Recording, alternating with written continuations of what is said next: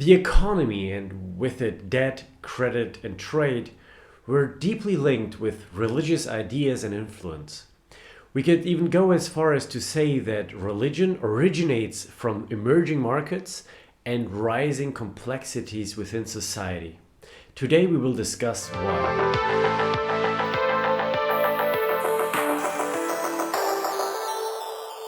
Welcome back to Chronicles of Economics, where we travel through humanity's economic history to learn more about where we came from, how we developed, where we are today, and how the future could look like.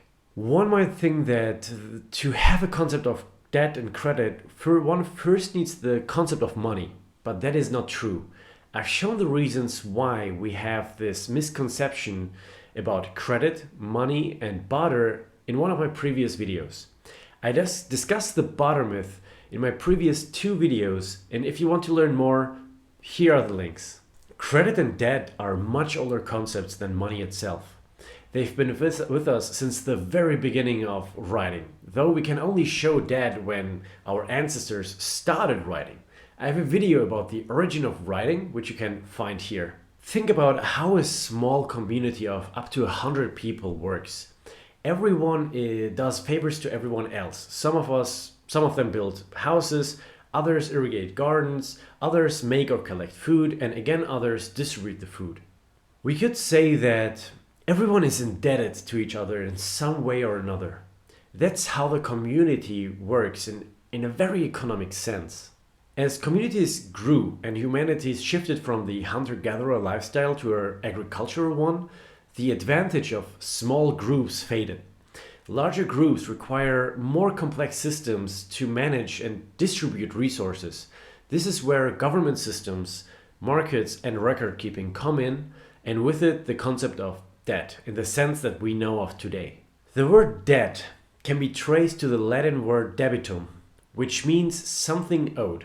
Over time, the word evolved throughout the languages, including Old French and Middle English, eventually becoming the modern English term debt.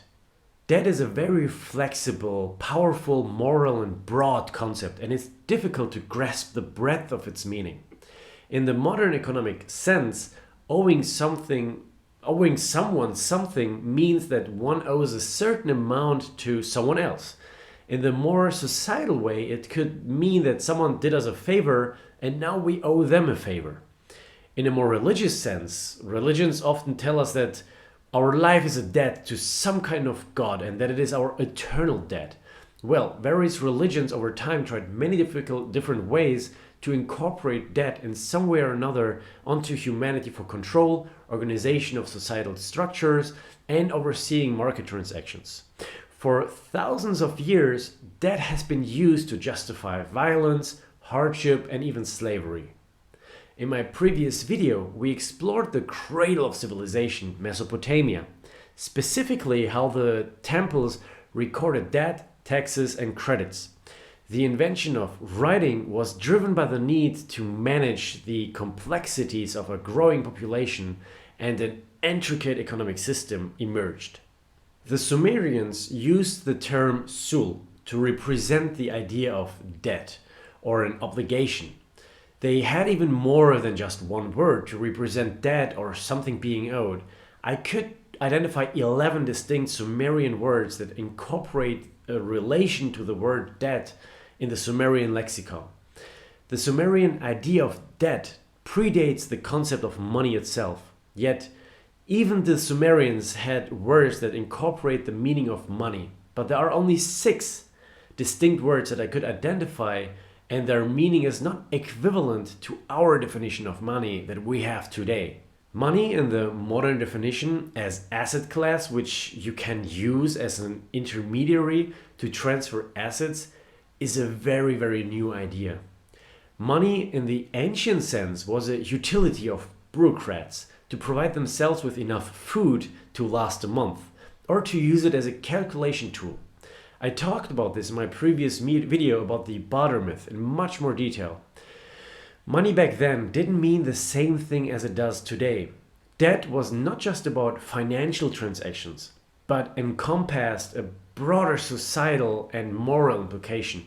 For example, debts in ancient Mesopotamia were recorded on clay tablets, and failure to repay them could lead to slavery or forfeiture of assets. So, for thousands of years, the struggle between the rich and the poor was largely about the conflict of creditors and debtors, about who owes what to whom, about the rights and wrongs of interest debt payments, debt pannage or slavery, amnesty, repossession, restitution, the sequestering of sheep, the seizing of vineyards, and the selling of the debtor's children into slavery.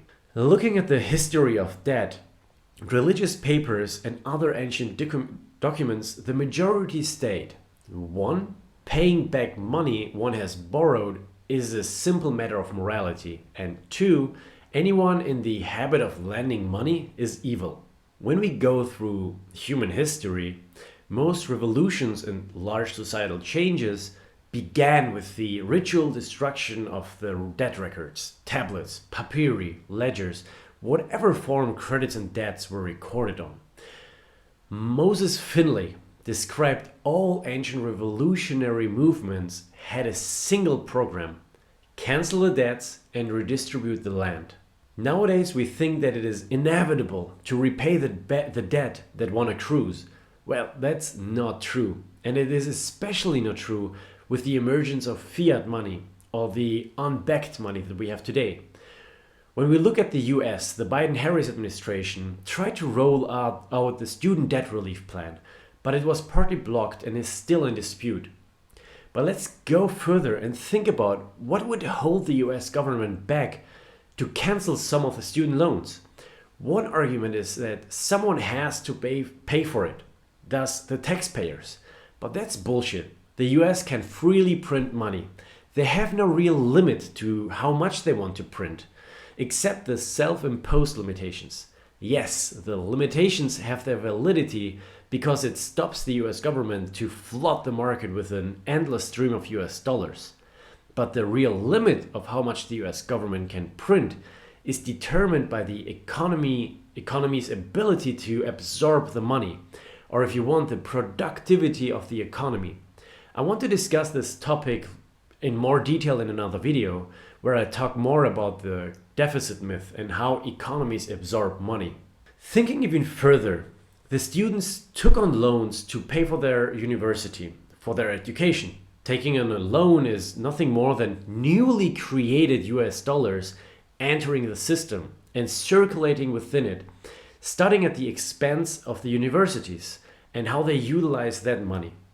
Much of these funds remain in ETFs or are not really productively allocated. This topic is obviously much more complicated than this short discussion shows, and I would like you to remain open and critical about the information I'm giving you.